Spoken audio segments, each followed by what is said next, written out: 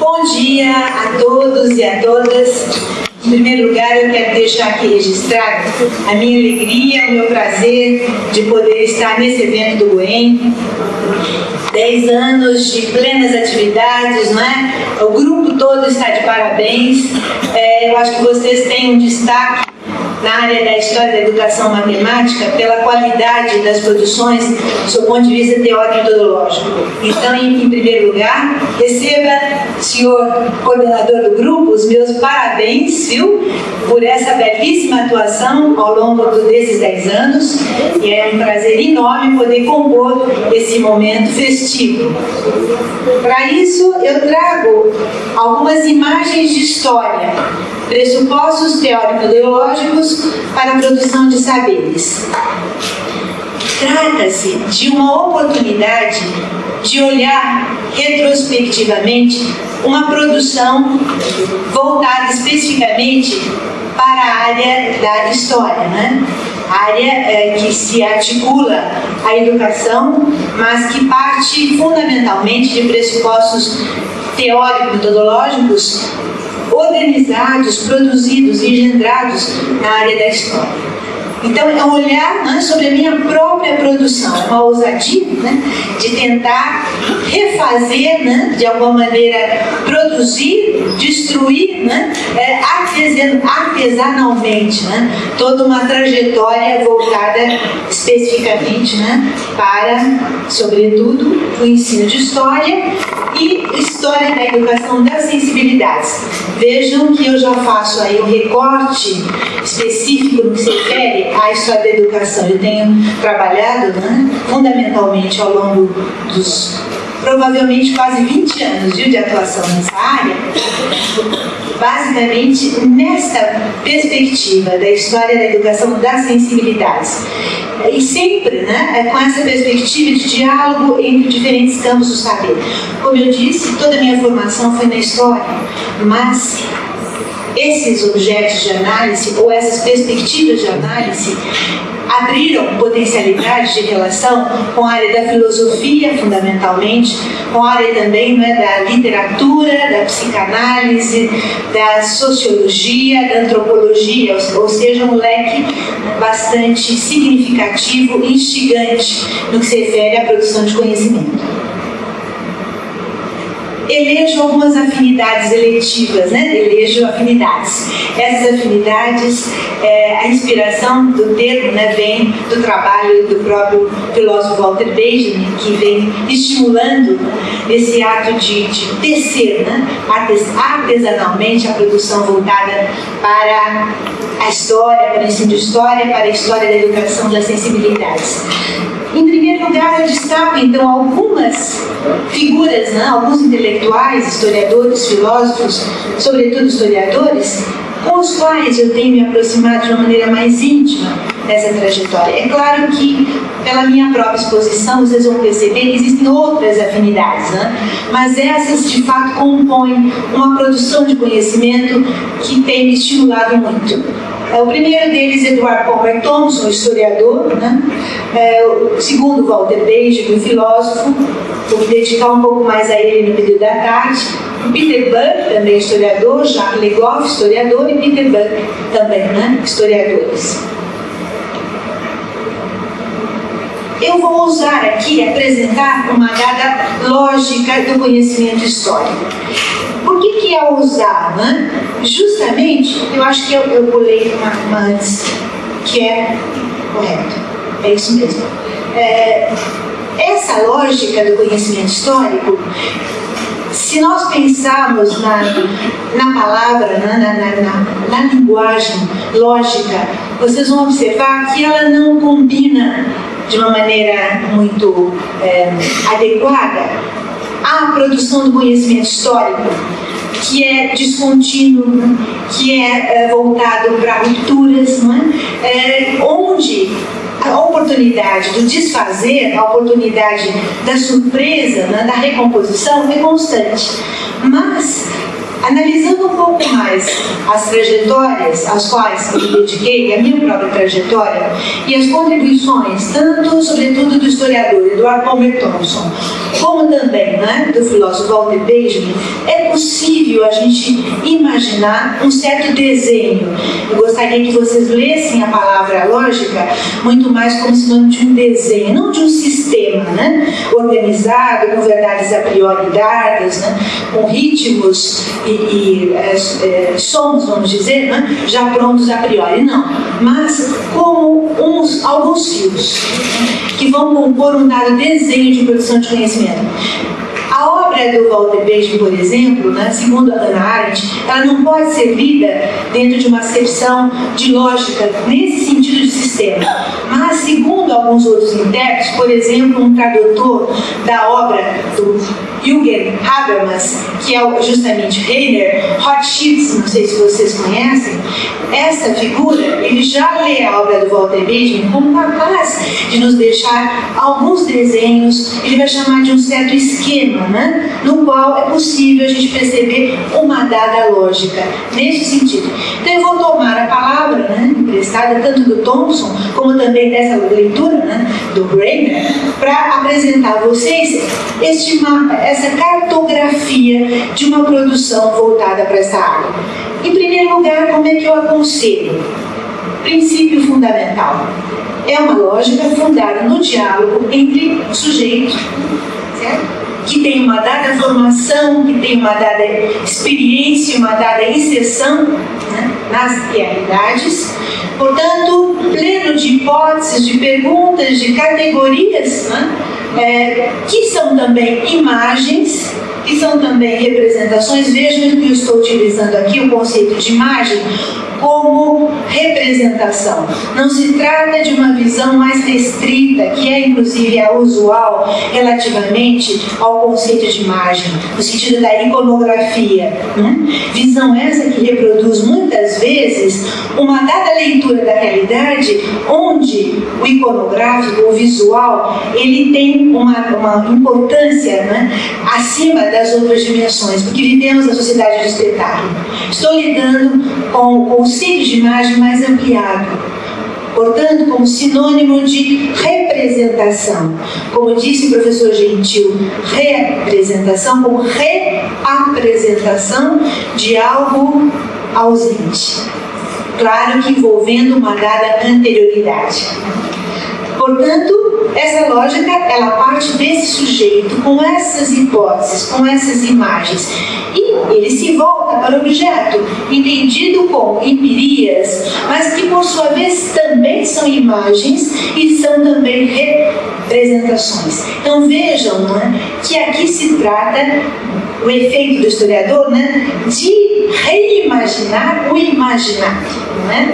É uma dada concepção que vai estar, né, nos colocando mesmo enquanto historiadores como intérpretes, né, de realidades que por sua vez são captadas através do quê? De indícios, né, de rastros, de vestígios, né, que são imagens também por sua vez.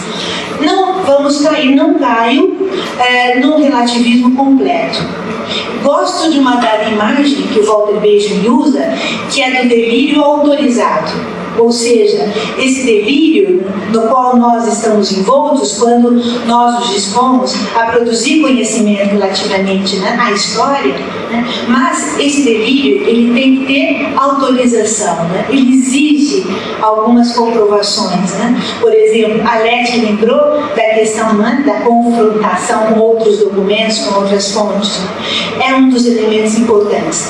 E a pergunta realmente ficou em aberto, né, e eu a amplio. Quer dizer, o que fazer para que a gente consiga um delírio autorizado?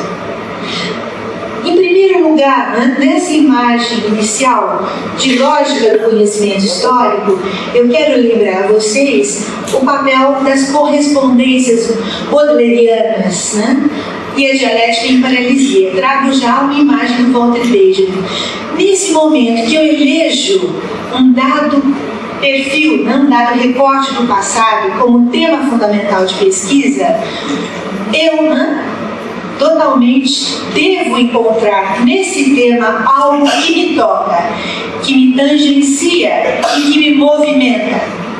Portanto, o exercício baudeleriano, Charles Baudelaire, não poeta, de encontro com imagens do passado, mas não de similaridades e semelhanças, mas de movimentos que no passado, hoje, fazem sentido para a minha experiência. E nesse confronto, nessa tensão, eu produzo uma ruptura. E essa ruptura vai me mover, né, para lidar com essas imagens do passado com mais atenção, com mais concentração, com mais relação e diálogo. Certo?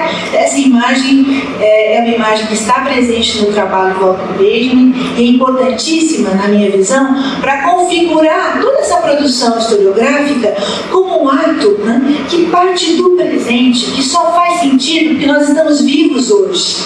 E nesse sentido, né, nós precisamos mover as nossas possibilidades. Quando a gente se volta para o passado, num ato de produção de conhecimento, há ali uma possibilidade, nem sempre a gente consegue, né, de promover uma dialética em paralisia. Vejam um termo, né, que parece ser, né, contraditório. Dialética em paralisia realmente é um termo que está nos textos do próprio Walter Benjamin, por exemplo, em Paris, capital do século XIX, né, a entrada do trabalho de passagens, e essa imagem de dialética em paralisia, ela é produzida pelo autor para nos mover mesmo, sabe? Para nos comover e nos mover. Por quê?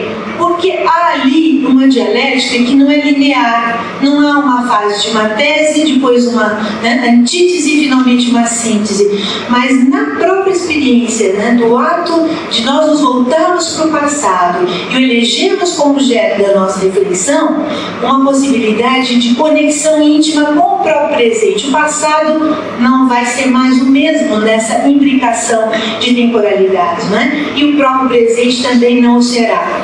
Então, um movimento profundamente, né, de contradições, né, dialético, capaz de produzir um novo olhar sobre isso que nós chamamos de passado e um novo olhar, né, uma atualização do presente, algo que possa de fato fazer diferença nas nossas práticas singulares, individuais, mas sobretudo coletivas. Então, essa é uma imagem, né, que eu anuncio fortemente, né, como prioritária em toda a produção a qual eu venho me dedicando nesses anos.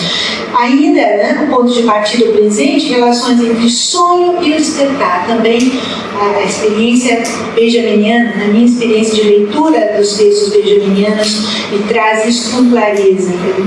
Olhar, né, para o passado também como construído a partir dos sonhos dos meus antecedentes, né? Quer dizer, olhar para o passado como imagens de sujeitos mais inteiros, portadores, né, de visões de mundo, mas de sonhos.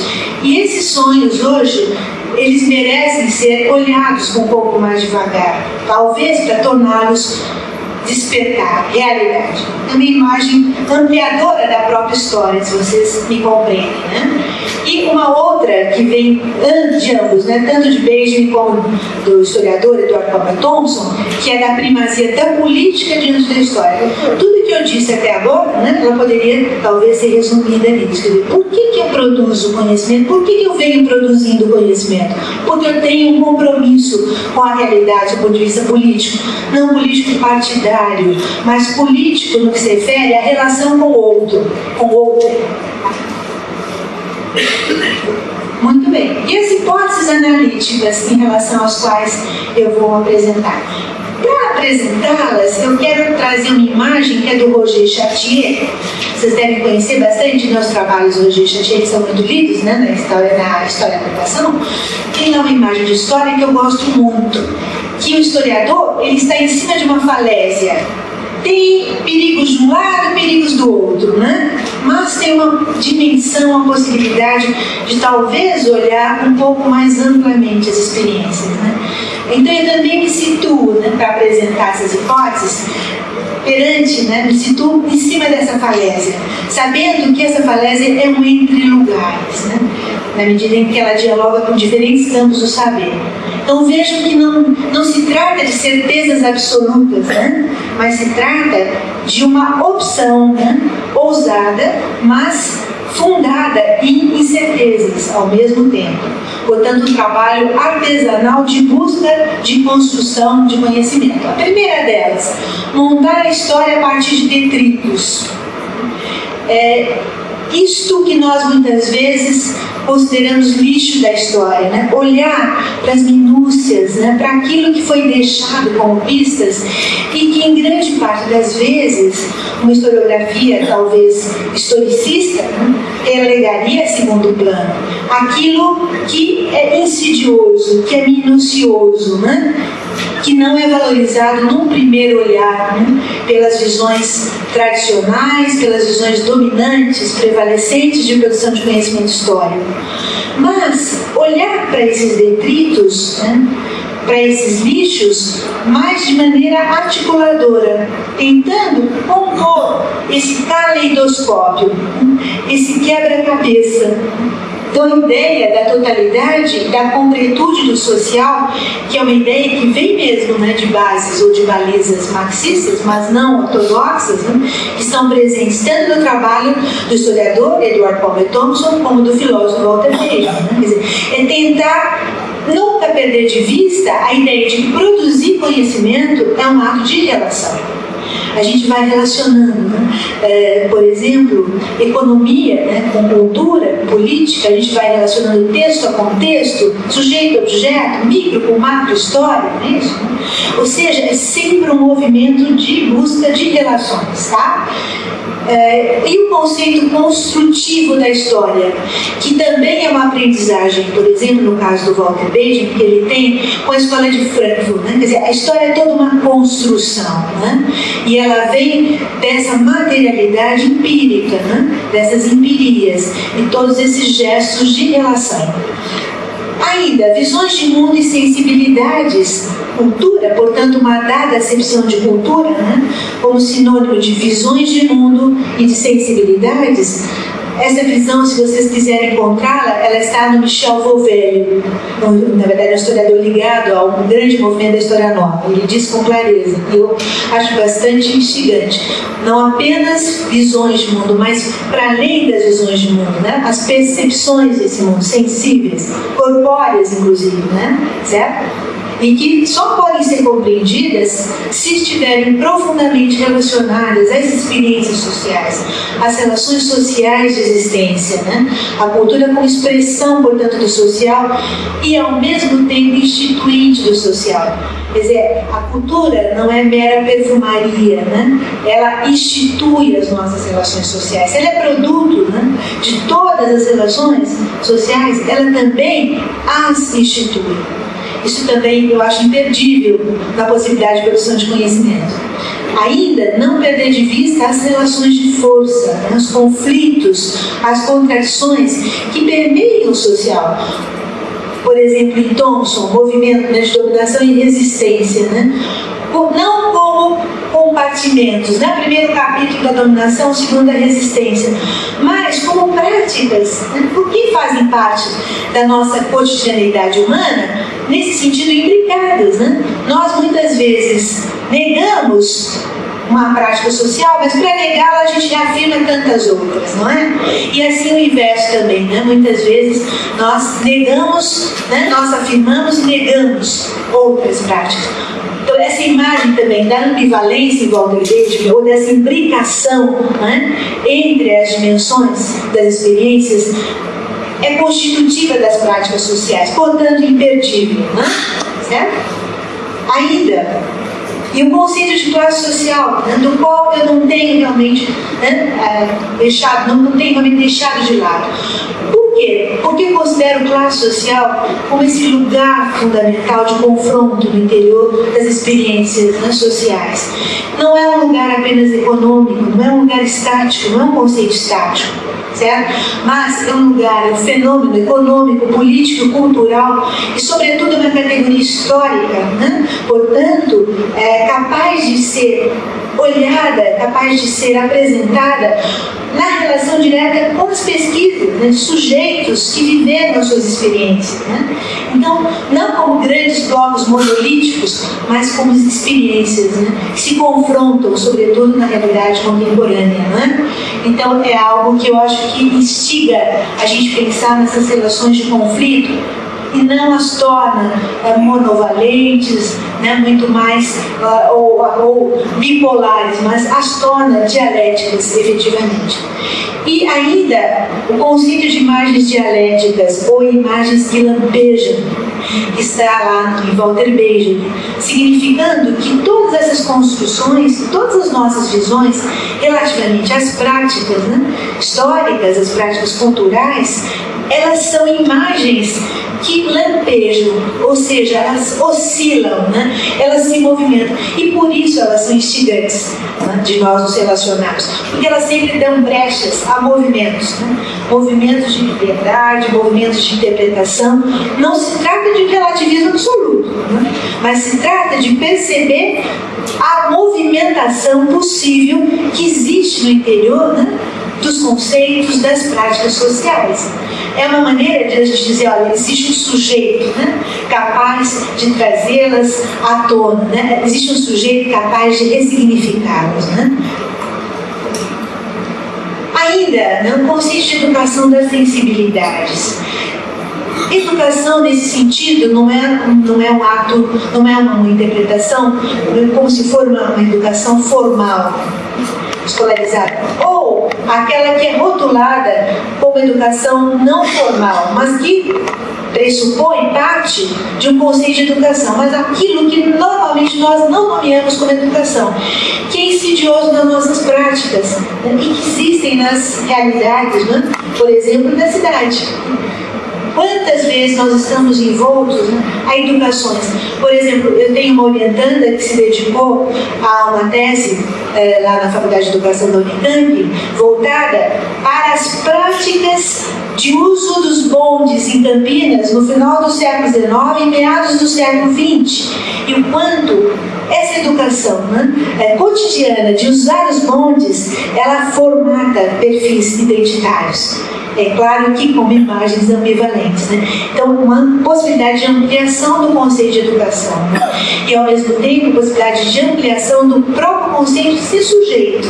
Sujeito que é portador não apenas da racionalidade, né, mas de sensibilidades, portanto, de imagens conscientes e inconscientes, né?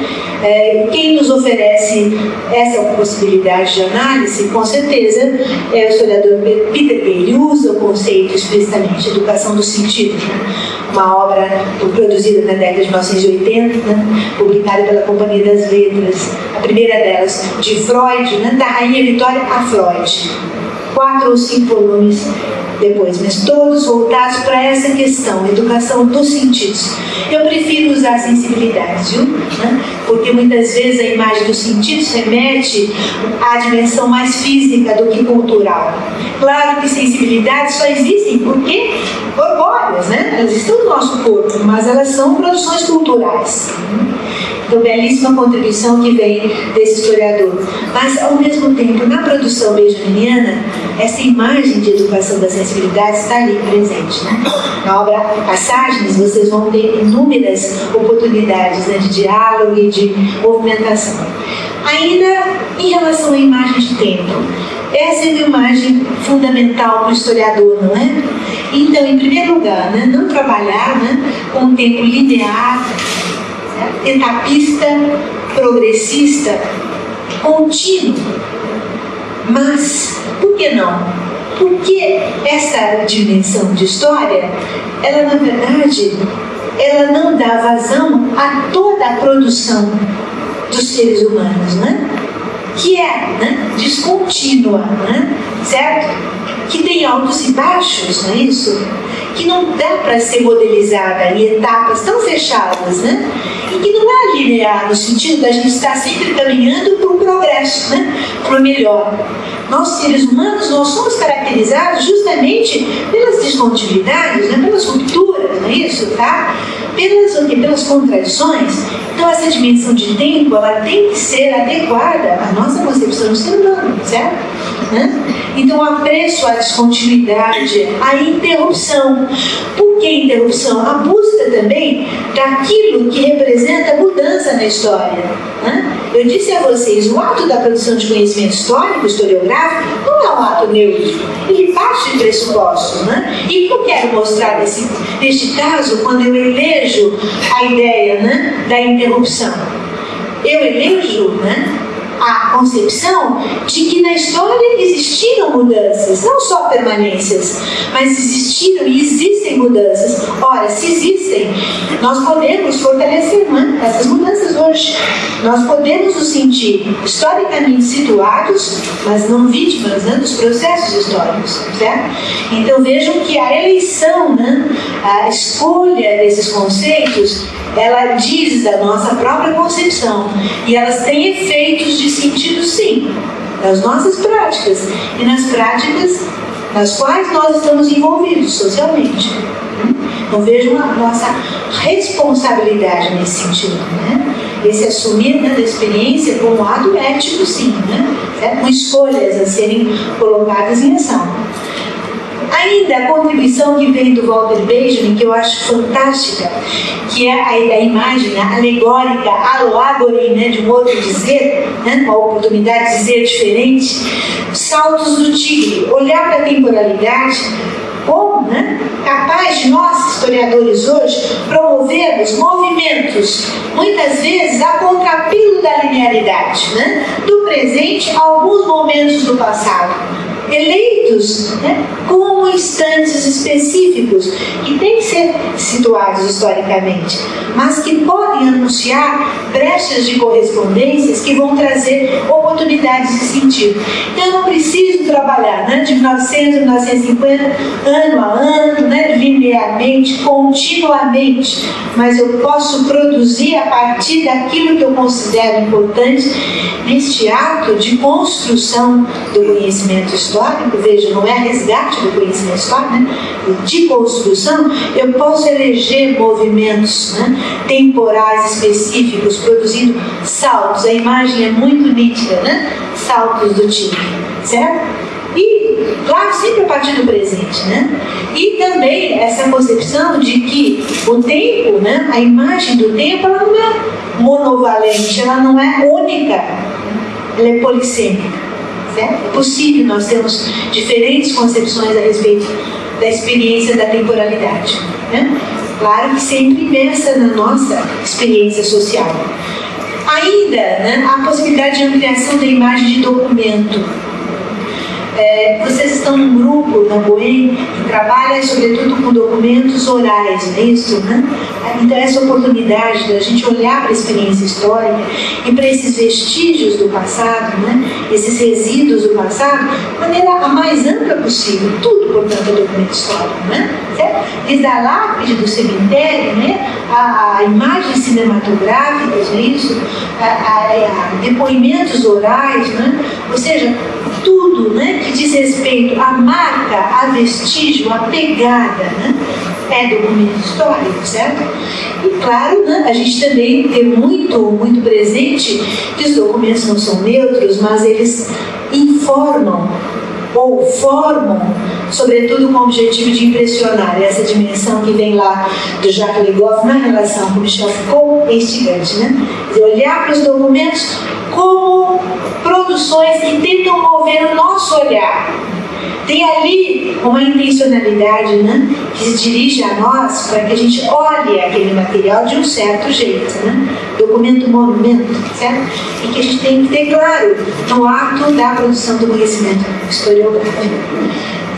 Vejam todas essas imagens, com certeza, elas, por sua vez, também, elas repercutem, né? Elas se interpenetram com a imagem de verdade histórica, que aparece como uma construção imaginativa, né? Não mais aquela verdade absoluta dos marxistas ortodoxos ou dos positivistas, mas, né, como uma construção onde o sujeito está muito presente, imaginando também nesse ato de produção de conhecimento, só que a partir desses vestígios, né? Não de uma maneira vamos dizer, subjetivista radical. Não, eu achei, então, né, está já resolvido. Não, mas na relação. Por isso, a imagem do diálogo eu acho importante, né? O sujeito na relação com os próprios vestígios. O Benjamin, por exemplo, Walter Benjamin, usa a imagem de verdade como contemplação. Quando se fala em contemplação, é porque existe algo lá a ser contemplado, né? Então, não respeitemos este outro a ser contemplado.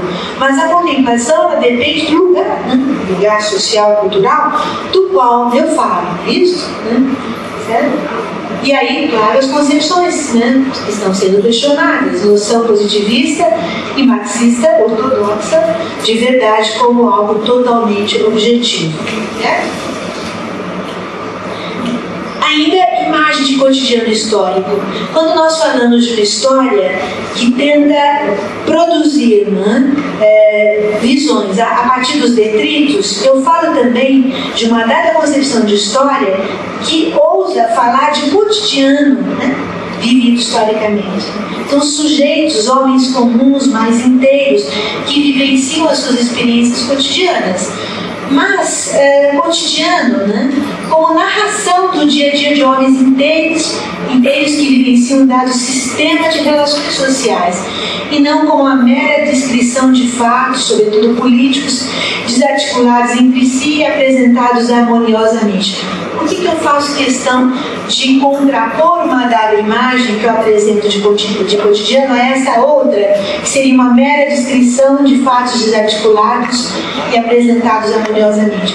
Porque a imagem de cotidiano, né, por exemplo, na história da produção de livros didáticos e livros paradidáticos no Brasil, ela já foi muito banalizada. Nos anos 80, quando surgiu, né, pela penetração das ideias, né, sobretudo dos historiadores ligados à história nova, à visão de cotidiano, surgiu uma coletânea, não sei se vocês se lembram, né, de estudos paradidáticos voltados para a educação básica, cotidiano na história. Vocês se lembram disso? Onde, né, as experiências e os olhares relativamente ao cotidiano eram plurais. Alguns deles usavam como fetiche, sabe a ideia de cotidiano? Né? Como algo capaz de atrair o consumidor, o professor, o aluno. Né? Mas reproduzindo essa imagem, né, de uma descrição descompromissada com as relações sociais existentes, né, apresentando muitas vezes, né, imagens inclusive banalizadas da figura do indígena, da figura do negro, né, projeções do presente sobre o passado, né? Então, algumas coisas que não mereciam esse rótulo, não, esse emblema, né, de história do cotidiano. Então, do que eu falo, do que eu estou falando? Estou falando de uma dada imagem, né, que envolve essa narrativa de experiências vividas no dia a dia, mas que trazem à tona todas as problemáticas de relação social, isto em que apresenta esses seres humanos como sujeitos mais inteiros, né? Portanto, com seus sentimentos, seus sonhos, né? Com as suas roupas, mas como componentes de um social mais amplo, certo? Ainda, linguagem como plena de positividades. Como é que eu trabalho com a linguagem, com a esfera da linguagem? Toda a produção, né, de conhecimento, toda a relação com os objetos, né, atenção à dimensão linguagem. Linguagem não como máscara, algo que apenas escamoteia, alguma coisa que está mais profunda, né, que tem que exigir de nós, né, uma busca mais profunda. Não, né? A percepção de que a linguagem, ela, por si mesma, ela articula as dimensões de aparência e de essência. Ela não é uma mera aparência. Para a gente trazer as contribuições do Foucault e do próprio Benjamin, não usa a palavra, mas isso está lá, nós vamos trabalhar no período da tarde, nessa dimensão, que é a linguagem, ela é plena de positividades. Não no sentido de alguma coisa maniqueísta, bom ou mal, não, no sentido de que ela é prene, né, de sentidos, ela carrega, ela porta sentidos, né? Então vamos atentar, mais uma vez, nesse diálogo com a própria linguagem, né? Capaz de nos trazer possibilidades, né, de interpretação, né, de narrativa dessa experiência. Relações entre memória e história, né? Quer dizer, isso também é um componente importante de toda a minha atuação no que se refere à produção de conhecimento historiográfico, né? Concebendo a memória como os saberes artesanais relativos ao tempo. É uma imagem que vem com muita nitidez dos trabalhos do historiador Pierre Nora. Na contraposição da imagem de história, né, como saberes instituídos, seja pela escola ou pela academia. O que eu quero dizer com isso? Eu trabalho com ambas as imagens. Eu olho para as produções, não é? Relativamente, né, ao tempo, eu olho para os documentos históricos, né, do lugar do historiador, mas entendendo que eu não ocupo um lugar privilegiado em relação ao diálogo possível que eu realizo com os documentos portadores de histórias e de memórias. Certo? Portanto, relações não hierarquizadoras entre diferentes saberes e questionamento, agora pensando na minha atuação voltada, sobretudo, para o ensino de história, questionando a noção de transposição didática que está muito presente nas políticas públicas relativamente à formação de professor, por exemplo, né? De que para atuar na área da educação, do ensino, né, é preciso transpor conhecimentos das áreas, né, por exemplo, das chamadas ciências duras, né, matemática, ou da história, ou da geografia, quer seja, transpor esses conhecimentos para o âmbito educacional escolar. Sou totalmente questionadora, questiono totalmente essa imagem. Por quê? Porque o ato da produção do conhecimento educacional, assim como historiográfico, é um ato de criatividade, não é um ato de transpor de um lado, né, de um lugar para o outro. É um lugar, né, de entrecruzamento de saberes, né, isso, de amálgama entre saberes e de absoluta criatividade, né, certo? Então, vejam, eu vou trabalhar também mais com isso, por isso que eu não vou entrar muito nessa discussão das possíveis contribuições quando a gente amplia a imagem, né, para o historiador, né, de que existem outros saberes no ato da produção do conhecimento histórico e que esses saberes não podem ser hierarquizados. Eu não posso olhar para os documentos históricos como a portadora da verdade, né, e os documentos portadores de memórias como elementos que devem ser submetidos sempre ao olhar privilegiado do historiador. Pensar um pouquinho. Tá? E olha, para fechar um pouco toda essa produção, toda a minha busca, qual seria? De uma dada racionalidade estética, né, no ato da produção do conhecimento histórico.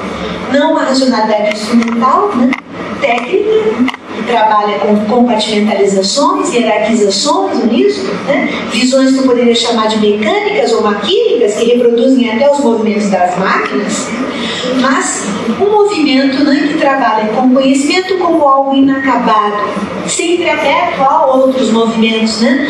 Sempre uma palavra que tem que trazer outras palavras, né? Que puxa outras palavras. Ainda a imagem de ampliação da dimensão dos sujeitos, que eu já trabalhei bastante aqui, né? Nunca só racionais, né?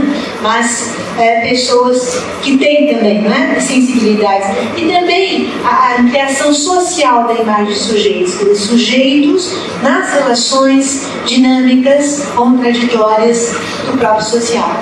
Linguagem como encenação das experiências vividas, né? Linguagem nesse sentido como narrativa, né? Quer dizer, capaz de ousar mergulhar toda essa visão, né, fundada em pressupostos teóricos nas experiências vividas, traduzi-las, portanto, como experiências vividas, né, no efeito narrativo. Linguagem narrativa em vez de linguagem alegórica, aloagoria, filho de Alexandria. Quem usou o termo alegoria pela primeira vez, pelo menos na história, né, nós sabemos da história ocidental, greco-clássica, foi Filo de Alexandria, ligado ao movimento dos históricos. Outros dizeres. Vou trabalhar também mais com isso, né, na segunda parte do nosso dia, na tarde. Tá? O passado como ponto de referência às nossas utopias, eu acho que também já me pronunciei em relação a isso. As oportunidades de reinvenção, né, de movimentação, de rupturas, né, de quebras, né, de oportunidade de maior humanização, de efeitos outros, que não atingem apenas ao meu lugar institucional, mas que tem que atingir pessoas mais amplas, né? E a implicação entre imagens de ciência e de arte. Nem gosto muito de usar a imagem de ciência. Eu concordo com o Michel Foucault quando ele diz, olha, quando você usa a imagem de ciência, o que você quer com isso, né? Você está querendo dizer que só você, né, produz conhecimento? Que você tem a ciência, né? E os outros? Portanto, sempre a imagem da minha leitura hierarquizadora. Prefiro, aí concordo mais com o Thompson quando ele diz que conhecimento é provisório, né? Inacabado, é em desenvolvimento. Em vez de ciência, conhecimento em desenvolvimento, né? E a imagem de arte, aí eu fecho totalmente com o Peter Gay, certo? Rapidamente, eu não vou aqui. E uma proposta, né, que vem. Dá? Uma proposta, né, de constituição de uma dada imagem também, né, de história cultural, que se diferencia das formas historicistas. Eu acho que eu fui suficientemente clara, né, para dizer que nós não trabalhamos com uma imagem historicista, né, de uma verdade absoluta, da neutralidade do lugar do sujeito, mas não trabalho com uma imagem de hermenêutica, no sentido de que o conhecimento ele tem que ser entendido, ele está pronto e ele tem que se fazer como algo entendido. Hermenêutica dentro dessa acepção. E eu prefiro história, né, como crítica utópica, que é tanto crítica no sentido de apresentar, né, as imagens catastróficas às quais nós estamos imersos, mas ao mesmo tempo ela tem a potencialidade de ser utópica, ou seja, de ela ser messiânica. Eu trago esses dois elementos do Walter Benjamin: catástrofe, né, e uma possibilidade messiânica de superação, né, que abdicando o seu poder de enunciação de verdade, deixa de se opor a tudo aquilo que escapa aos domínios da razão, enveredando pela fantasia, subjetividade e ficção. História como domínio do imaginário, entendendo o imaginário como sistema de ideias e imagens de representação coletiva que todas as sociedades criam para si. Imaginário não como oposto ao real, mas como um outro real que se articula ao próprio real. E aí, né, não vou me alongar, mas para trazer para vocês essas leituras, essas imagens monadológicas. O que é mônada? Olhar para essa produção toda, mas entendê-la num pequenino movimento de uma longa produção, né? Eu ainda tenho aí uma aproximação grande com a minha tese de doutorado, produzida em 96, sob a orientação do professor José Roberto Amaral lá, e eu elegi uma mônada, um pedacinho, um caquinho, sabe? Que pode anunciar uma visão, né, de história, de produção de conhecimento historiográfico mais amplo, né? Uma imagem alegórica, porque talvez na concretude da experiência possa sair dessas imagens mais abstratas e trazer para vocês a polissemia da palavra, né? Possa trazer outros dizeres. Neste movimento de produção de conhecimento, dialogando com inúmeros documentos, 3 séries no mínimo de almanacs produzidos no final do século XIX em Campinas, além de jornais, de produção literária, né, de produções oficiais da Câmara Municipal de Campinas, portanto uma pesquisa muito longa, documental, né, mas elegendo os almanaques porque inquieta em relação aos significados da vida contemporânea em Campinas no momento no qual eu produzi. Eu sou estrangeira, né? Pelo menos me sentia talvez estrangeira no ato da produção de conhecimento sobre a cidade de Campinas, porque eu nasci os 10 primeiros anos da minha vida, que vocês sabem que são muito importantes na nossa constituição enquanto pessoas, né? Os nossos primeiros anos de vida, numa cidade aqui também do interior do estado de São Paulo, chamada Jaboticabal. E fui aos 10 anos para essa outra cidade, Campinas. E essa cidade sempre me inquietou, né, pelo estranhamento mesmo de relações que eram mais distantes do que eu as vivia, uma pequena cidade, né, cuja origem fundamental era de italianos. Nós tínhamos relações, né, numa comunidade italiana, muitos conflitos, mas muitas relações, muita aproximação. E o meu estranhamento na cidade grande, na metrópole de Campinas, já nos anos 70, quando eu fui para lá, né, me levou a querer entender melhor essa cidade. Então, eu vejo que as escolhas não são aleatórias, né? Elas nos constituem enquanto sujeitos produtores de conhecimento. E eu elegi o almanaque como um pedacinho também, né?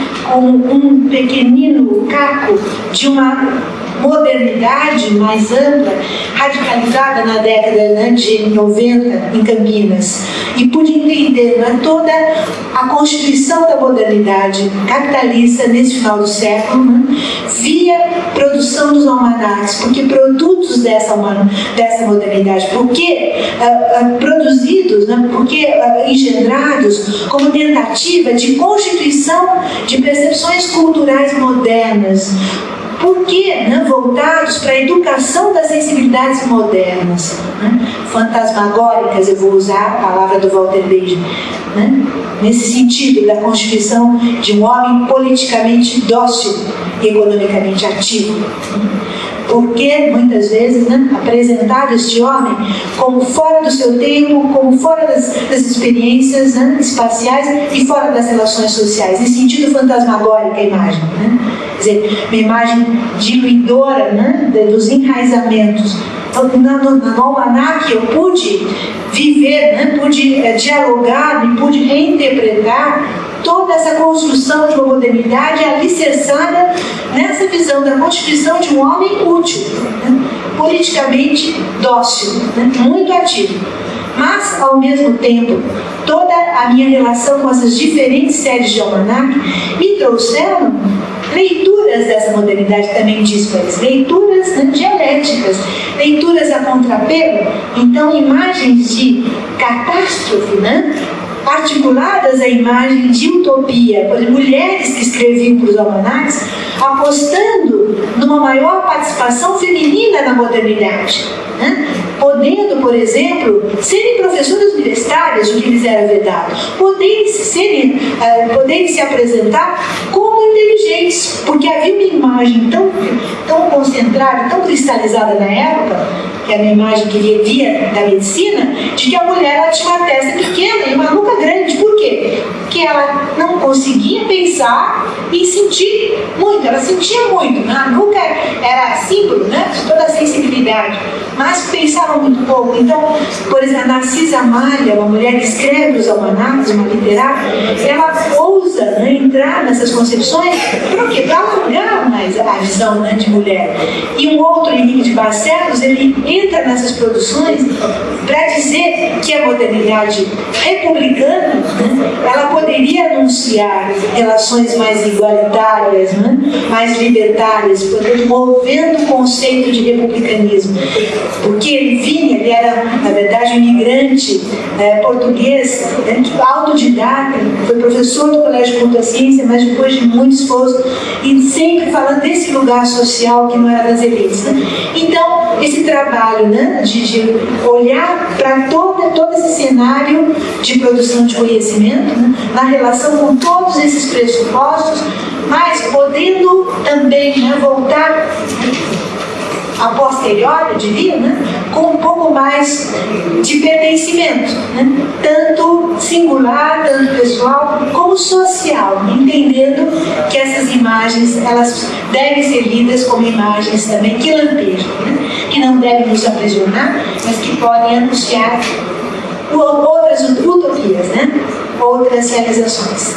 E também um outro movimento, mas muito rápido se tem tempo, dentre muitos projetos aos quais eu me dediquei, esse projeto voltado, né, para a educação patrimonial na cidade de Campinas, nos anos 2003 e 2004, que foi encomendado pela Secretaria de Segurança Pública, né, e Secretaria de Cultura, Esportes e Turismo da Prefeitura Municipal de Campinas, trabalhando em 3 etapas, inicialmente durante 2 anos, com 594 guardas municipais.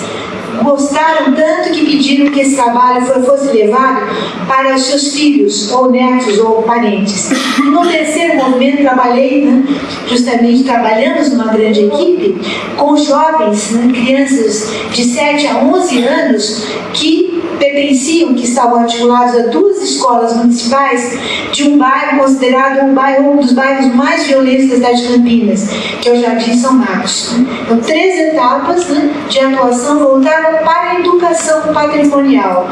Foi esta a nossa proposta, foi essa a nossa demanda, e nós a movemos também, né?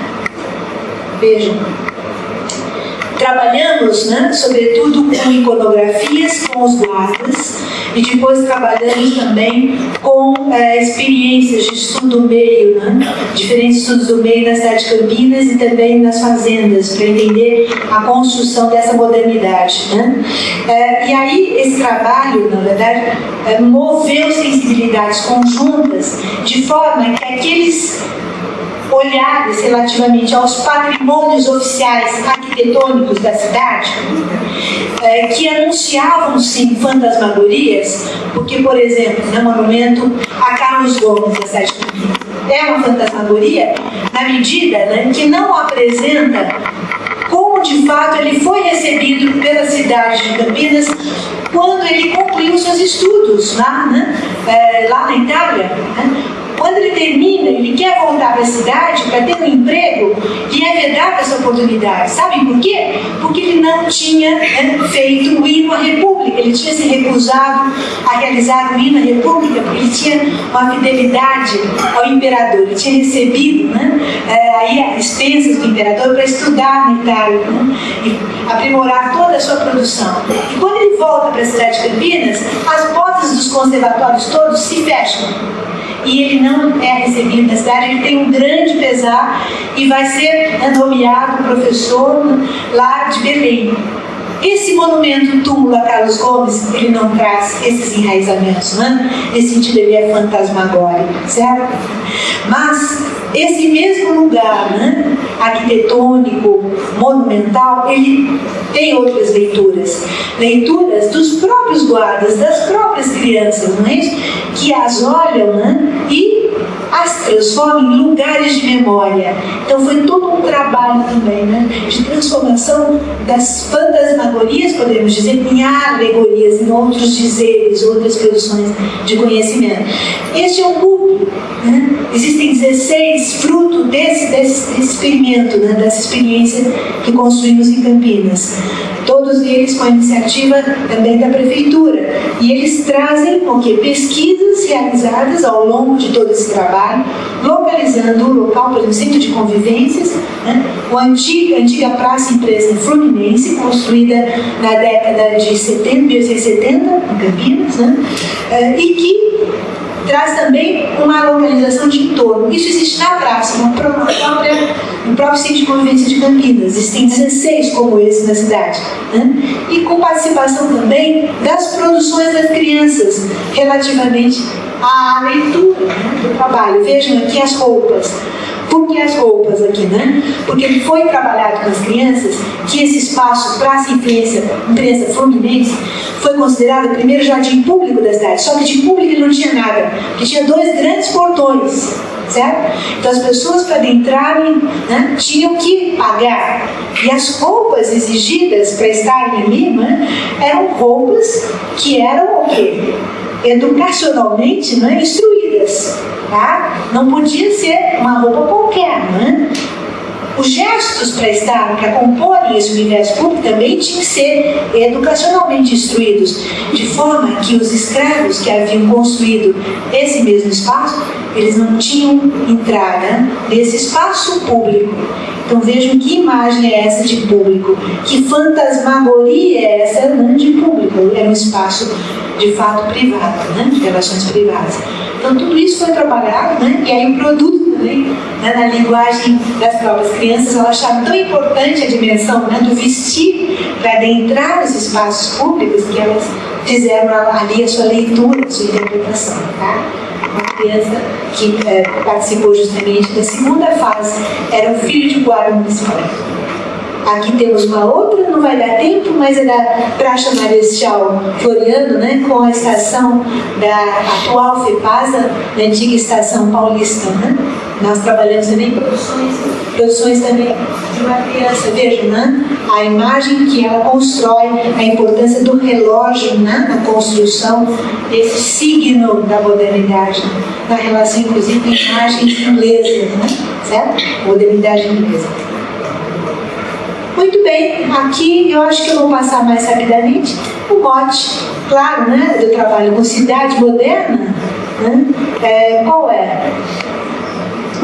Problematização das relações sociais dominantes da cidade moderna, as quais, embora fundadas em contradições, ambivalências, tendem a fazer da cidade passagens, espaços de controle e modelização dos cidadãos, concebidos como homens e mulheres economicamente ativos e politicamente dóceis, e ao mesmo tempo culturalmente desenraizados. Foucault e Simone Weil.